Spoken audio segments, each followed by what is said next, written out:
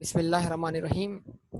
तो last classes के अंदर हम सैलरी का टॉपिक कवर कर चुके थे और सैलरी का एक पार्ट हमारे पास मौजूद है एम्प्लॉय शेयर स्कीम के नाम से, कि अगर एम्प्लॉय को बतौर एम्प्लॉय एम्प्लॉयर की तरफ से या उसके एसोसिएट की तरफ से शेयर्स इशू होते हैं जो कि below fair market value issue किए जाते हैं, मार्केट वैल्यू से कम पे बेचे जाते हैं या फ्री ऑफ कॉस्ट दिए जाते हैं, तो दोनों सूरतों में बेनिफिट या परक्विजिट क्या होगा, अराइज होगा।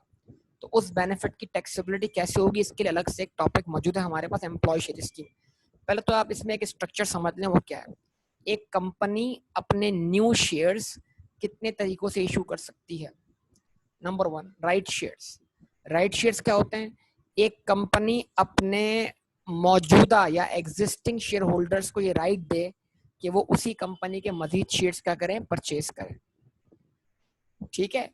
उसके बाद अगर पब्लिक कंपनी है तो वो प्रोस्पेक्टस की तरफ जाएगी और वो आईपीओ लॉन्च करेगी, इनिशियल पब्लिक ऑफर, यानी वो अपने शेयर्स पब्लिक को ऑफर करेगी। तो फॉरवर्ड जनरल पब्लिक सब्सक्रिप्शन, उसमें चाहे आप कंपनी के एम्प्लॉय हो, कोई भी हो, सो ऑन,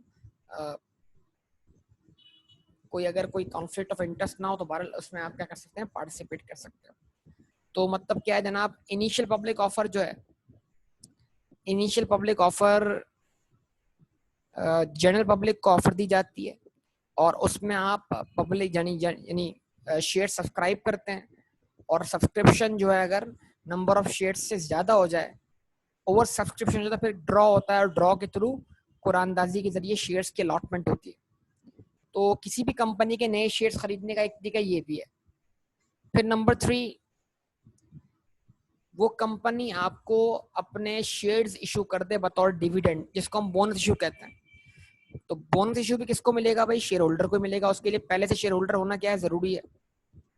लेकिन ये एक चौथा केस है हमारे सामने, वो क्या है कि कंपनी शेयर ऑफर कर रही है किसको? शेयर होल्डर को? नो। जनरल पब्लिक को? नो। डिविडेंड के तौर पे एग्जिस्टिंग शेयर होल्डर को? नो।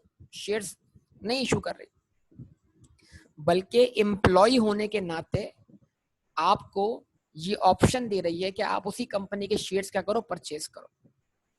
और अगर ये शेयर्स कंपनी आपको मार्केट वैल्यू से कम पर इशू कर देती है तो इसका मतलब ये हुआ कि इस केस में आपको बेनिफिट अराइज होगा, बेनिफिट क्रिएट होगा, और वो बेनिफिट टैक्सेबल सैलरी का क्या बनेगा, पार्ट बनेगा।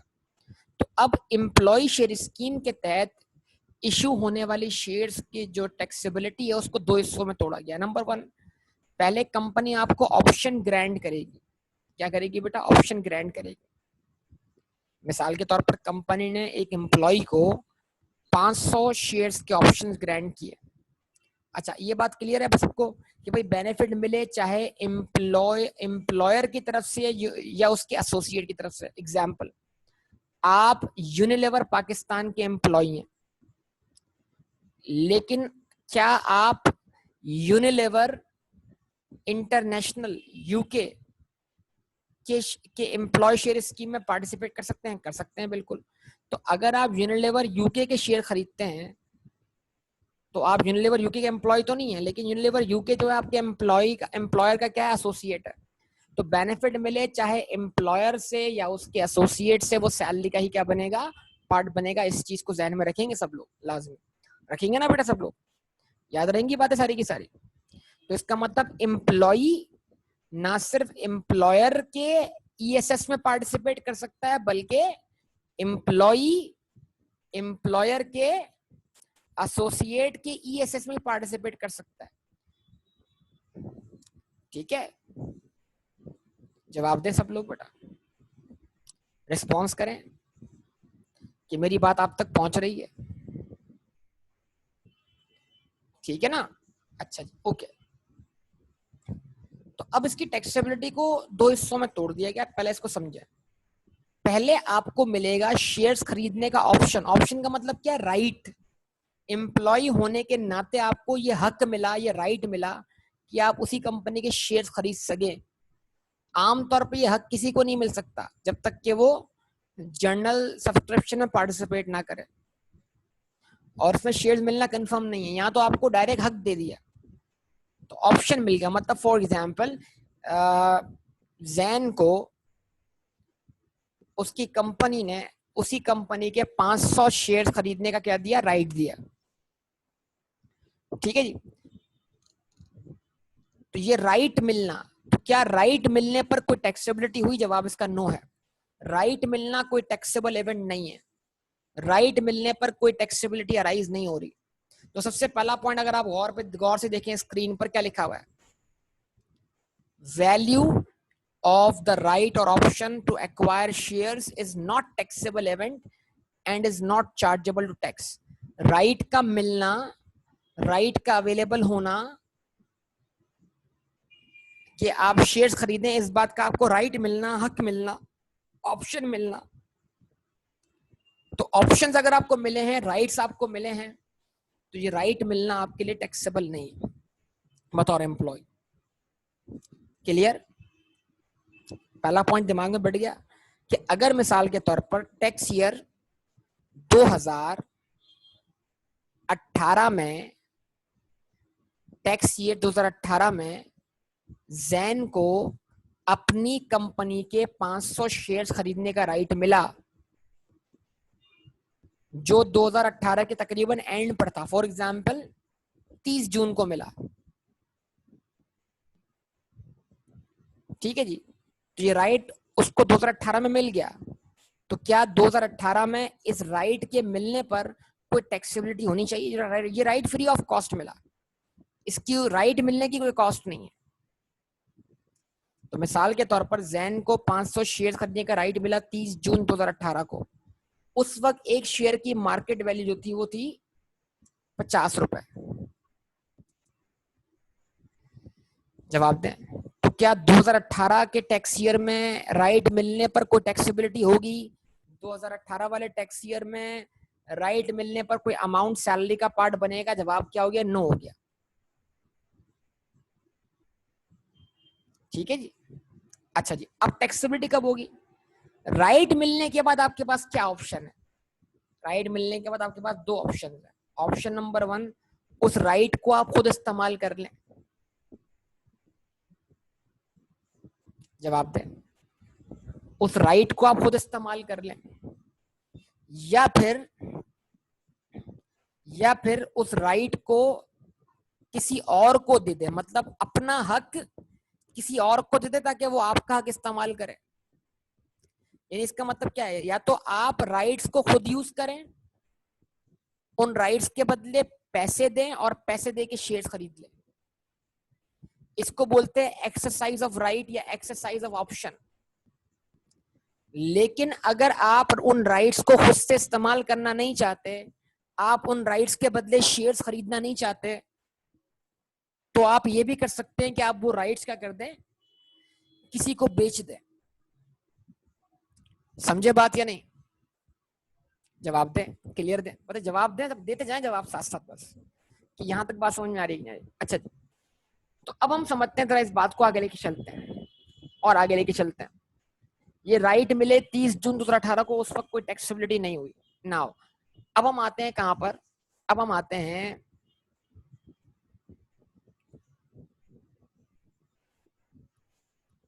30 जून 2019 को।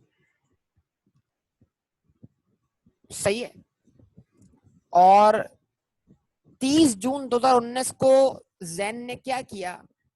300 में से 200 राइट्स का कर दिए, डिस्पोज ऑफ कर दिए, किसी और को बेच दिए।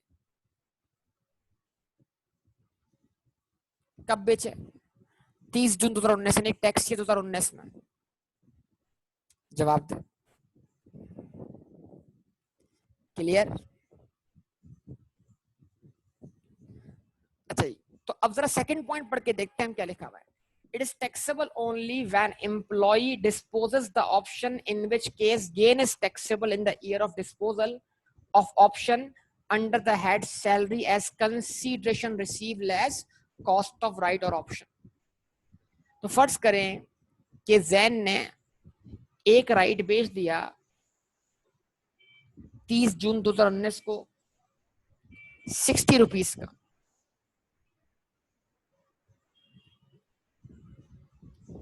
कितने का? 60 रुपए का।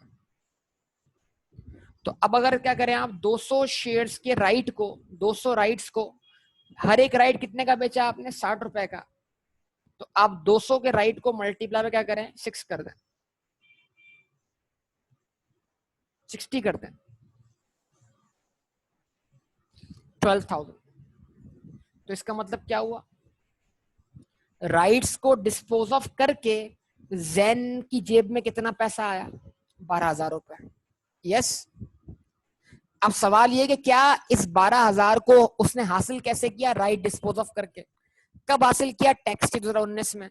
सवाल ये कि जिस चीज को डिस्पोज ऑफ किया, क्या उस चीज को हासिल करने के लिए जैन की जेब से कुछ गया था? कोई कॉस्ट बेयर की थी उसने? अगर उन राइट्स को हासिल करने की कोई कॉस्ट थी तो लेस कर दें, लेकिन अगर उन राइट्स को हासिल करने की कोई कॉस्ट ही नहीं थी तो क्या करें? तो इस पूरे 12,000 को क्या करते हैं? आप सैलरी का पार्ट बनाते हैं।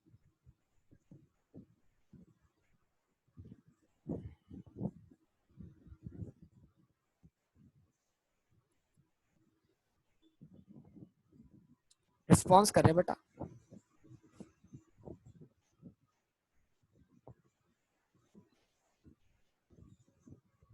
क्लियर है?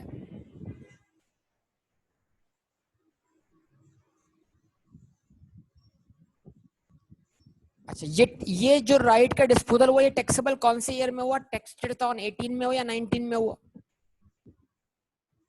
ये टैक्सेबिलिटी कब हुई? राइट मिलने पर हुई या राइट डिस्पोज ऑफ करने पर हुई?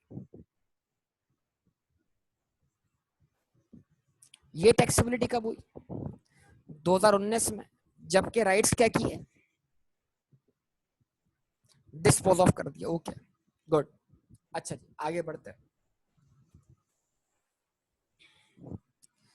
अच्छा, अब जो उसने 200 शेयर्स के राइट डिस्पोज ऑफ किए, 300 के राइट्स तो उसके पास ही थे ना। 500 के राइट्स मिले थे, 200 के राइट्स बेच दिए, और 300 अब जो राइट्स हैं वो अब तक बेचे नहीं है। यस और नो बताइए। तो फर्ज कर लेते हैं कि वो राइट्स क्या कर दिए उसने? खुद एक्सरसाइज कर लिया। मतलब उन 300 राइट्स के बदले उन्होंने कंपनी को पेमेंट कर दी ताकि उसको उन 300 राइट्स के बदले शेयर क्या हो जाए? इश्यू हो जाए। तो इसका मतलब राइट डिस्पोज ऑफ करने का मतलब क्या? अपना हक बेच देना। और राइट एक्सरसाइज करने का मतलब क्या है? कि जो आपको ऑप्शन मिला है उसको आप खुद से एक्सरसाइज कर रहे हैं ताकि आपको उस राइट के बदले कंपनी के क्या इश्यू हो जाए? शेयर इश्यू हो जाए। क्लियर बात? क्लियर बेटा? जवाब दे।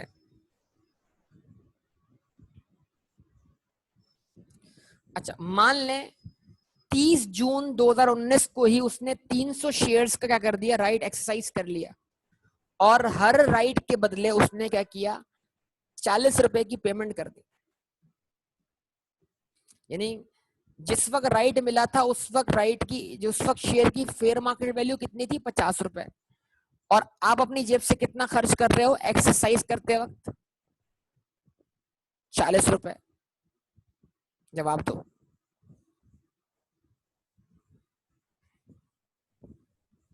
रिस्पॉन्स करो बेटा। तो इसका मतलब 50 रुपए वाला शेयर आपको कितने का मिल रहा है? 40 रुपए का। तो फायदा कितना हुआ आपको? लेकिन ये फायदा 10 रुपए नहीं देखना आपने। ये तो उस वक्त की बात थी जब आपको राइट मिला था।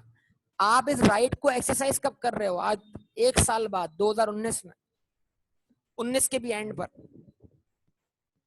और फर्ज कर ले अगर 19 के एंड पर जो है वो फेयर मार्केट वैल्यू जो है एक राइट की वो 100 रुपए है, तो फिर क्या बोले? एक शेयर की फेयर मार्केट वैल्यू कितनी? 100 रुपए। तो फिर फायदा कितना हुआ? कि 100 वाला शेयर आपको कितने का मिल रहा है? 40 का। तो फायदा कितना हुआ? 60 रुपए। इस फायदे को भी कंसीडर नहीं करना, क्योंकि अभी आपने राइट एक्सरसाइज किया, अभी आपको शेयर तो मिले ही नहीं है। तो ये फायदा तो आप रिडीम कर ही नहीं सकते। मतलब शेयर बेच के ये फायदा आपकी जेब में आ ही नहीं सकता, क्योंकि जब तक आप आपका शेयर्स पे इख्तियार नहीं आ जाएगा तब तक आप इन शेयर्स को बेच नहीं पाएंगे। तो फर्ज करें कि 30 जून 2019 को आपने 300 शेयर्स का राइट एक्सरसाइज कर लिया। जिस डेट पे आपने राइट एक्सरसाइज किया उस वक्त शेयर्स की मार्केट वैल्यू कितनी थी? 100 रुपए थी। और आपने एक राइट कितने का एक्सरसाइज किया, 40 रुपए का, तो 100 रुपए वाला शेयर आपको कितने का मिल रहा है, 40 का, लेकिन अभी मिला नहीं है। वो इशू कब हो रहा है, वो इशू हो रहा है 2020 में। तो फर्ज कीजिए आपको शेयर इशू हुए टैक्स ईयर 2020 में, तो अब टैक्सेबिलिटी कब होगी, टैक्सेबिलिटी होगी 2020 में, और शेयर मार्केट वैल्यू ली जाएगी उस डेट पर जिस डेट पर आपको शेयर इशू हुआ। तो फर्ज कर लें आपने जो राइट एक्सरसाइज किया था 2019 में, उसके बदले आपको शेयर इशू हुए टैक्स ईयर 2020 में, और जिस डेट पर शेयर इशू हुए उस डेट पर एक शेयर की मार्केट वैल्यू 120 रुपए थी। तो अब बताइए आपका सही मायनों में फायदा कितना हुआ, 80 रुपए। ये 80 रुपए पर शेयर जो आपकी सैलरी का क्या बनेगा, पार्ट बनेगा। तो आपको हर एक शेयर पे कितना फायदा हुआ, 80 रुपए। इस 80 को मल्टीप्लाई कर दें 300 से, 80 मल्टीप्लाइड बाय 300, 24,000। तो 24,000 को कर दें आप सैलरी का पार्ट बना दें।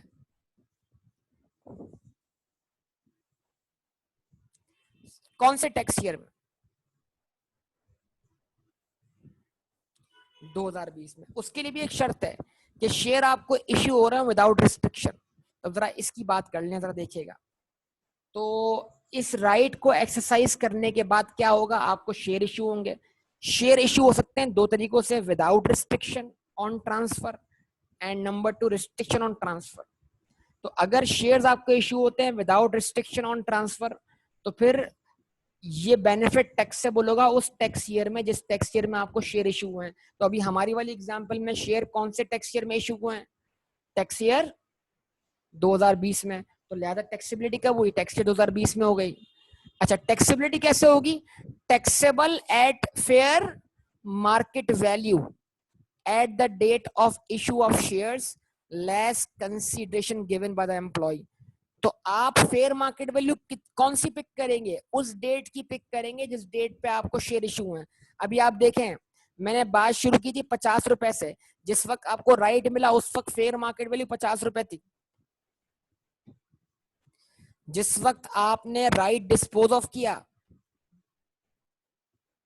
जवाब दो, उस वक्त फेयर मार्केट वैल्यू 100 रुपए थी। राइट एक्सरसाइज किया उस वक्त फेयर मार्केट वैल्यू 100 रुपए थी, और जिस वक्त आपको शेयर इशू हो रहा है बेटा उस वक्त फेयर मार्केट वैल्यू 120 रुपए। तो आपने ना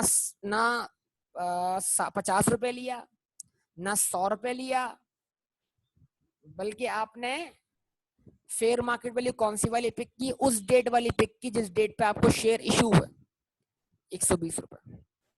जवाब दो। लेकिन उसका अगला हिस्सा क्या है, अगर शेयर्स आपको इश्यू हो रहे हो विद रिस्ट्रिक्शन, मतलब फर्ज कर लें 30 जून 2020 को आपने क्या किया, 30 जून 2019 को आपने क्या किया, राइट एक्सरसाइज कर लिया था, ठीक है। अब आपको शेयर इशू हो रहे हैं फॉर एग्जांपल 1 अगस्त को, 1 अगस्त 2019 को, जो कि फॉल करता है टैक्स 2020 में। तो अगर विदाउट रिस्ट्रिक्शन इशू हो रहे हैं तो इस डेट पर जो भी फेयर मार्केट वैल्यू उस पे इस अमाउंट को टैक्सेबल बना दें लेस कॉस्ट करके। लेकिन फर्ज कर लें अगर ये शेयर इशू हो रहे हैं विद रिस्ट्रिक्शन, और रिस्ट्रिक्शन जो है वो 1 साल की है, तो फिर रिस्ट्रिक्शन खत्म कब होगी, शेयर इशू हो रहे हैं 1 अगस्त 2019 को, और फिर 1 साल पूरा कब होगा, 1 अगस्त 2020 को, जो कि फॉल करेगा टैक्स ईयर 2021 में। तो रिस्ट्रिक्शन पूरी कौन से साल में होगी, जवाब दो, 2020 में होगी, 2021 में होगी। तो अगर शेयर इशू हो रहे हो विद रिस्ट्रिक्शन, तो फिर उनकी टैक्सेबिलिटी उस डेट पर होगी, उस टैक्स ईयर में होगी जिस टैक्स ईयर में आपको फ्री राइट ऑफ ट्रांसफर मिल जाएगा, मतलब आप उन शेयर्स को अपने नाम से किसी और के नाम पे मुंतकिल कर सकते हैं। तो अगर शेयर इशू, और अब इसमें एग्जांपल क्या हुई, 2018 में आपको ऑप्शन मिला, 19 में आपने ऑप्शन एक्सरसाइज किया, 20 में आपको शेयर इशू हुए, 21 में जाके आपका रिस्ट्रिक्शन पीरियड खत्म हुआ। तो अब टैक्सेबिलिटी कब है इशू ऑफ शेयर्स की, रिस्ट्रिक्शन पीरियड खत्म होते ही। और रिस्ट्रिक्शन पीरियड कब खत्म हो रहा है, 1 अगस्त 2020 को। तो अब मार्केट वैल्यू कौन सी लेनी है? 1 अगस्त 2020 वाली लेनी है बेटा। तो मान लीजिए अगर 1 अगस्त 2020 को जो मार्केट वैल्यू है वो 150 रुपए एक शेयर की, तो बताइए अब इस केस में आपको गेन कितना हुआ? कि अगर शेयर इश्यू होते हैं, अब गेन हुआ 110 का। कैसे? 150 रुपए शेयर की फेयर मार्केट वैल्यू, 40 रुपए आपकी एक्सरसाइज प्राइस आपकी जेब से जो गया, तो 150 माइनस 40 कितना हो गया? 110 हो गया। तो 110 पर शेयर जो होगा वो आपका गेन होगा, और उस गेन को आप सैलरी का पार्ट बनाएंगे। यस और नो? जवाब दे। अब 110 को जरा 300 शेयर से मल्टीप्लाई कर दीजिए। 110 को 300 शेयर से मल्टीप्लाई कर दीजिए बेटा, कितना बनेगा? 33,000। तो 33,000 को आप सैलरी का पार्ट कब बना रहे हैं? 2020 में, 2021 में? Tax year.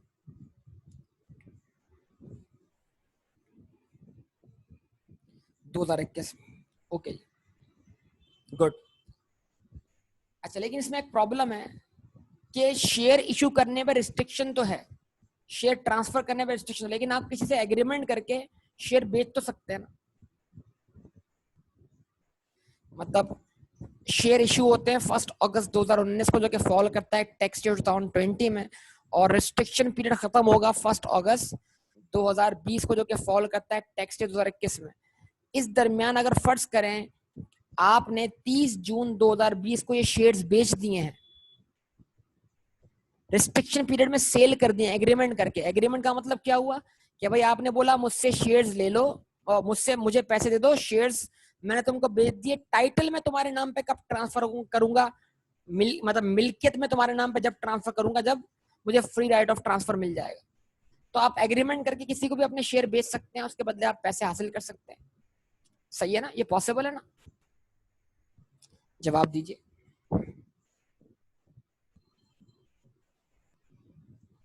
तो इसका मतलब अगर आपने शेयर्स रिस्ट्रिक्शन पीरियड में सेल कर दिए तो फिर टैक्सेबिलिटी उस पॉइंट पे हो जाएगी जिस पॉइंट पे आपने शेयर डिस्पोज ऑफ कर दिए। तो विद रिस्ट्रिक्शन में दो बातें अब आ रही हैं।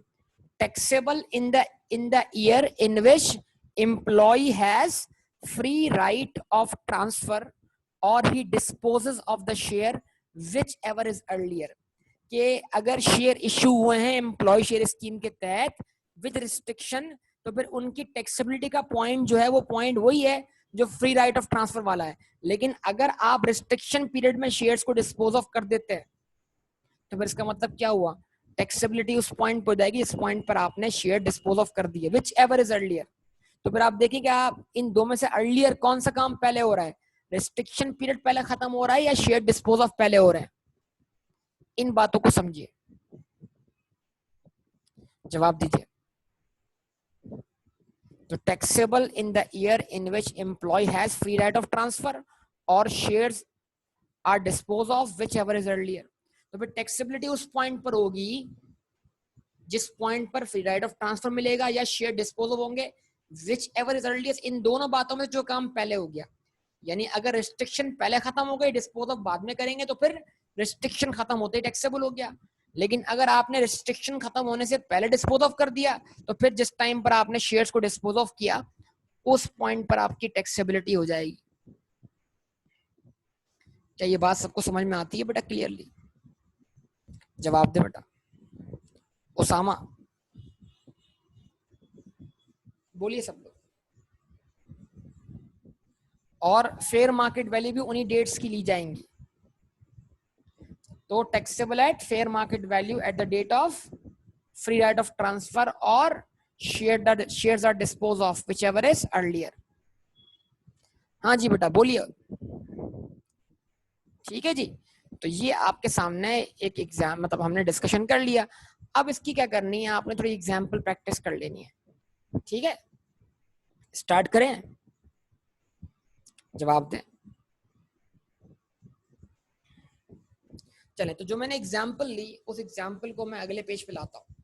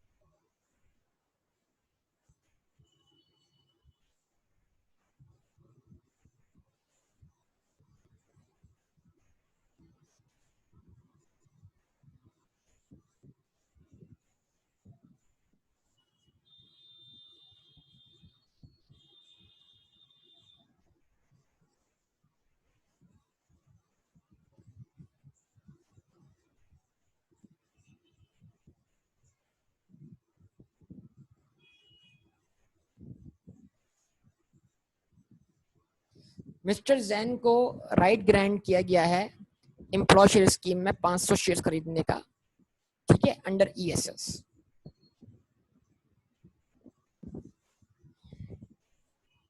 अच्छा, बास केस में क्या करते हैं लोग, राइट के भी पैसे ले लेते हैं, कुछ पोर्शन राइट देते वक्त लेते हैं और कुछ पोर्शन जो एक्सरसाइज करते वक्त लेते हैं। तो मैं इस एग्जाम्पल को थोड़ा सा मॉडिफाई कर देता हूँ कि इसमें मैं राइट के भी चार्जेस रख लेता हूँ।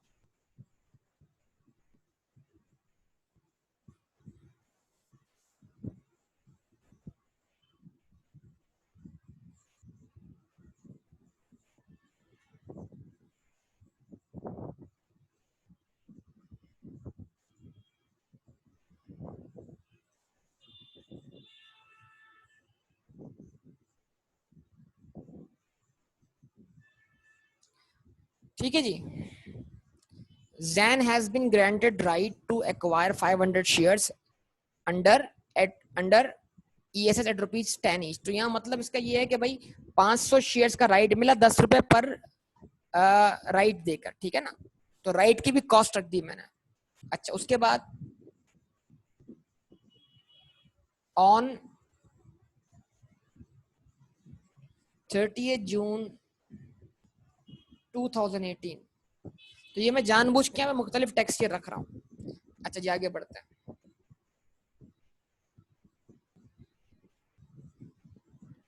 On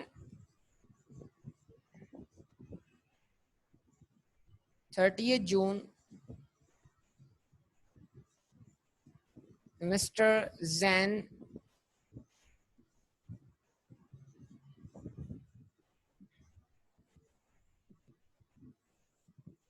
dispose of right of 200 shares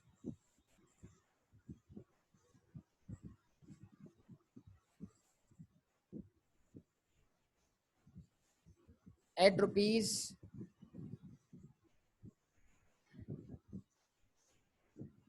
60 each,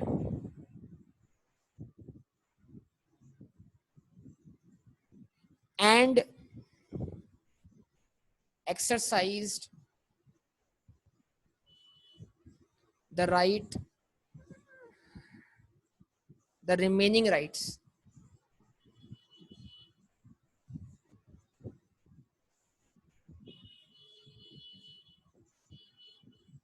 at exercise price of rupees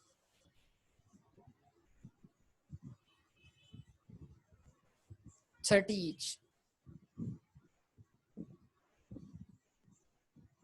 on the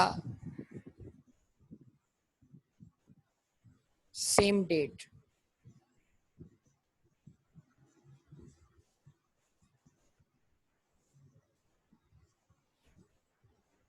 ठीक है जी। on 1st August 2019 shares were issued, assume करते हैं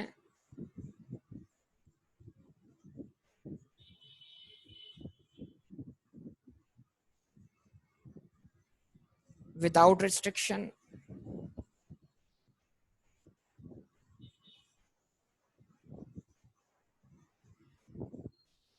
अज्यूम करते हैं विद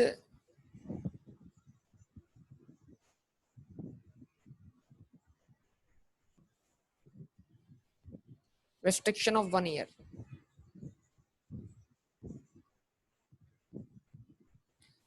ठीक है जी, दो बातें अज्यूम कर ली।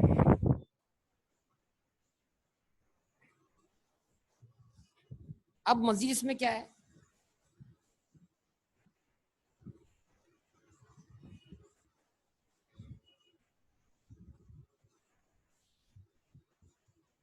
fair market values at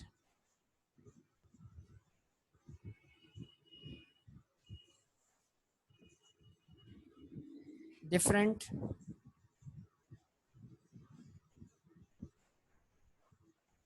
dates.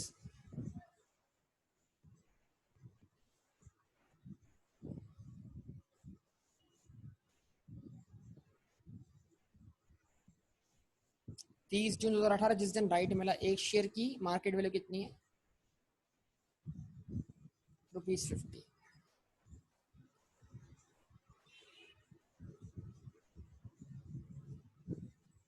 30 जून 2019 जिस डेट पर आपने क्या किया, राइट एक्सरसाइज किया, उस दिन एक शेयर की मार्केट वैल्यू कितनी है? ₹100। अच्छा जी, 1 अगस्त 2019 पर एक शेयर की मार्केट वैल्यू कितनी है?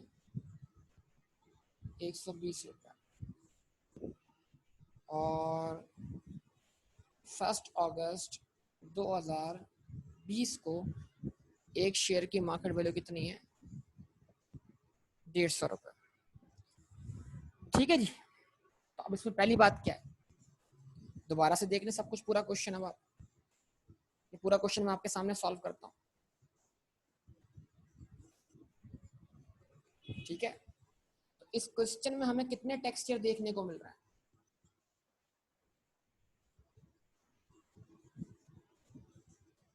ठीक है, सबसे पहले हमें इस क्वेश्चन में टैक्स ईयर 2018 देखने को मिल रहा है।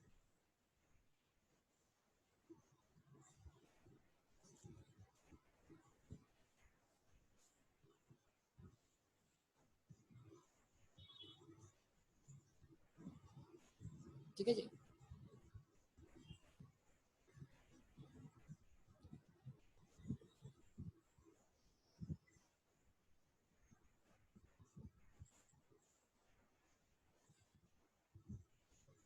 बोलेंगे no benefit arises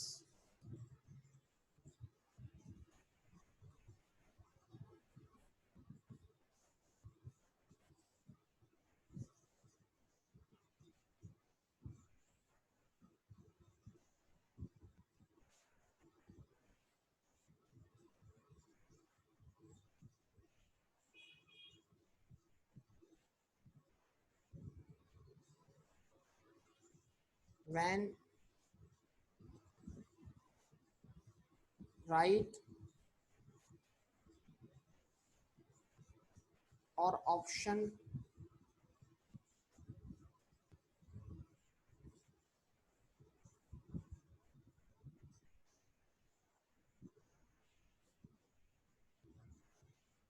is granted।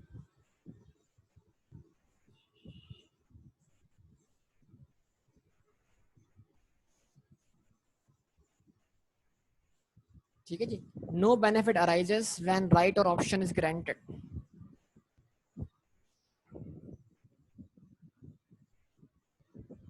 ठीक है, यानी कि टैक्स के 2018 में क्योंकि राइट मिले हैं, राइट मिलने पे कोई टैक्सेबिलिटी नहीं है।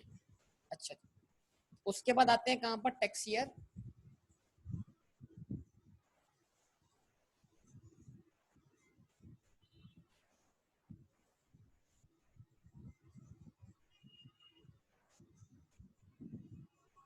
2019 में।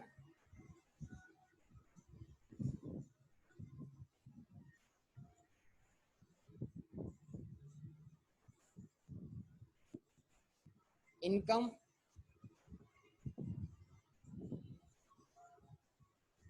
From salary.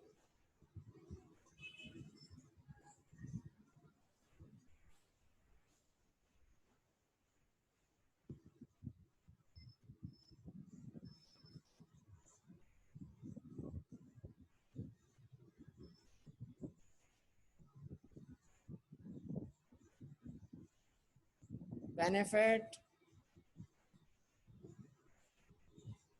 Under ESS, employ share scheme के तो बनने वाला बेनिफिट कितना हुआ देखो। तो 2019 में क्या किया आपने? डिस्पोजल भी किया है।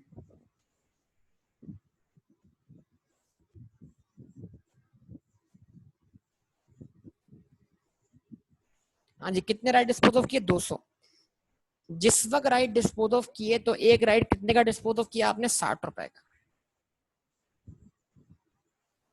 और आपने एक राइट कितने का एक्वायर किया था? ₹10 का। तो आपको राइट डिस्पोज ऑफ करके गेन कितना हुआ? 50 रुपए। 50 रुपए को आप मल्टीप्लाई कर दें किससे बेटा? 200 राइट्स। तो 50 मल्टीप्लाई बाय 200, बेटा जल्दी कीजिए सब लोग। 50 मल्टीप्लाई बाय 200। आप सबका रिस्पॉन्स चाहिए बेटा, जल्दी कर लीजिए प्लीज। 50 मल्टीप्लाई बाय 200,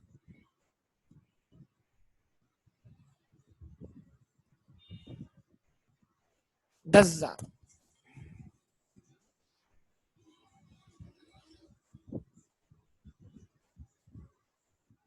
10,000 क्या बन गया आपका? बेनिफिट हो गया ईएसएस के तहत सैलरी का, जो राइट डिस्पोज ऑफ करने पर राइज हुआ। यहाँ पे मैंने राइट खरीदते वक्त की भी कॉस्ट रखी थी। जब मैंने वर्बली एग्जाम्पल ली उस वक्त मैंने राइट खरीदने की कोई कॉस्ट बताई नहीं थी आपको। अच्छा जी, उसके बाद इशू ऑफ शेयर्स।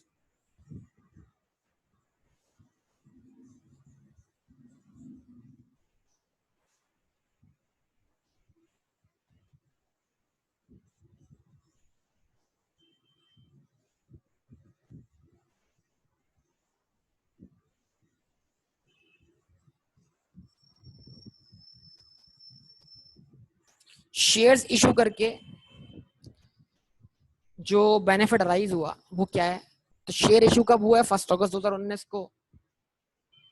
तो सवाल ये कि क्या टैक्स ईयर 2019 पर शेयर इशू होने से कोई, यानी शेयर एक्सरसाइज करने से कोई बेनिफिट राइज हुआ? नो। टैक्स ईयर 2019 में शेयर एक्सरसाइज करने से कोई बेनिफिट राइज नहीं हुआ। ठीक है, क्योंकि शेयर अभी इशू हुए नहीं है। तो शेयर की टैक्सेबिलिटी कब होगी? इशू के वक्त, या तो रिस्ट्रिक्शन पीरियड खत्म होने वक्त, अगर इशू हो रहे हैं विदाउट विद रिस्ट्रिक्शन, याद होगा आपको।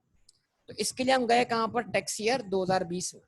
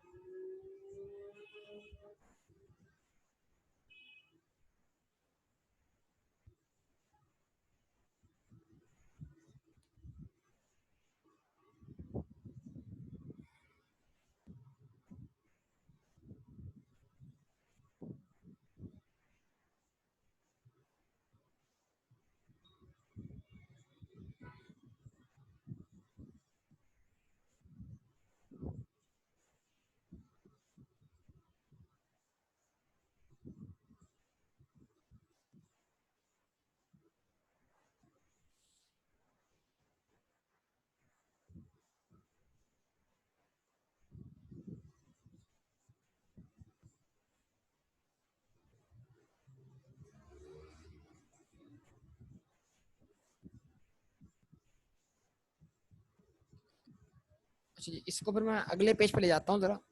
ये सिस्टम थोड़ा सा प्रॉब्लम कर रहा है इसमें। नाउ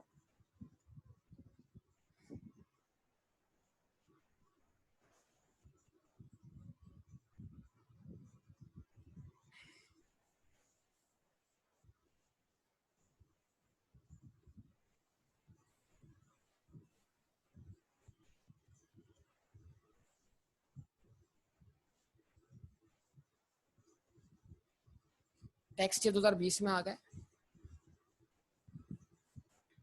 अच्छा जी, अब यहाँ पे शेयर इशू होते हैं 1 अगस्त 2019 को, जो कि फॉल करता है टैक्स ईयर 2020 में, नॉर्मल टैक्स ईयर में।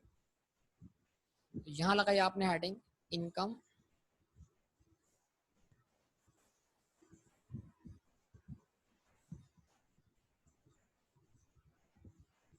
From salary, income from salary. ठीक है जी, इनकम फ्रॉम सैलरी। और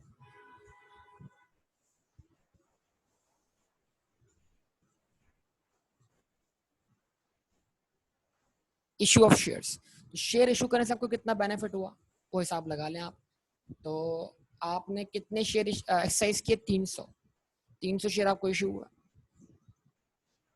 अब बड़ी तवज्जो चाहिए होगी आप सबकी तरह। 300 शेयर इशू हुए, जिस वक्त इशू हुआ उस वक्त एक शेयर की मार्केट वैल्यू कितनी थी? 120 रुपए। आपने एक शेयर के लिए ऑप्शन के वक्त कितने दिए? 10 रुपए। एक्सरसाइज के वक्त कितने दिए? 30 रुपए। तो आपको एक शेयर कितने का पड़ा? 40 रुपए का। तो जनाब 120 माइनस 40 कितना हो गया? 80 रुपए हो गया। और 80 रुपए को अगर आप मल्टीप्लाई कर दें किससे? 3 से, तो आपका आंसर क्या आएगा? 24,000।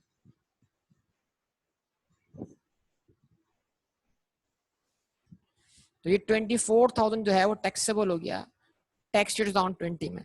लेकिन अगर यही शेयर्स इश्यू हुए होते टैक्स ईयर 2020 में लेकिन विद रिस्ट्रिक्शन, तो फिर यहाँ टैक्सेबिलिटी नहीं होती। तो फिर उसके लिए आप देखिएगा जनाब case 2।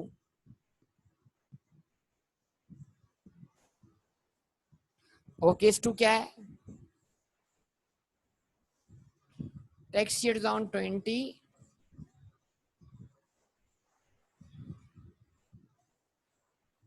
no taxability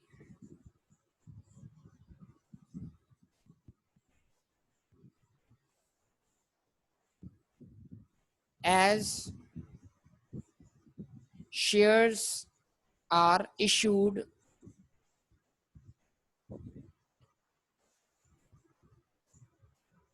with restriction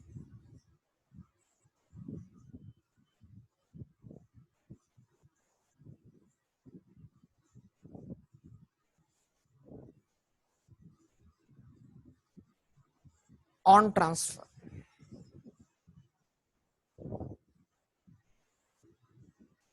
ठीक है, उसके बाद रिस्ट्रिक्शन खत्म कब हो रही है? 1 अगस्त 2020 को, जो कि फॉल करता है टैक्स ईयर 2021 में। तो इसकी टैक्सेबिलिटी कब हुई? टैक्स ईयर 2021 में। क्या लगाई आपने हेडिंग? इनकम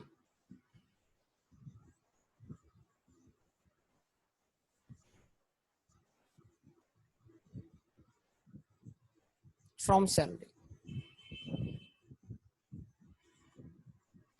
अगर विद रिस्ट्रिक्शन है तो ऊपर वाला टैक्स 2020 वाला इम्पैक्ट आएगा। सॉरी, अगर विदाउट रिस्ट्रिक्शन है तो ऊपर टैक्स 2020 में टैक्सेबिलिटी हो जाएगी। और अगर शेयर्स विद रिस्ट्रिक्शन इशू हो रहा है तो फिर टैक्स 2020 में कोई टैक्सेबिलिटी होगी, 21 में होगी, जिसमें फ्री राइट ऑफ ट्रांसफर मिलेगा। हाँ, या फिर शेयर्स राइट ऑफ ट्रांसफर से पहले डिस्पोज हो जाए, विच एवर इज अर्लियर। ऐसे ही है। तो आपने लगाई यहाँ पर हेडिंग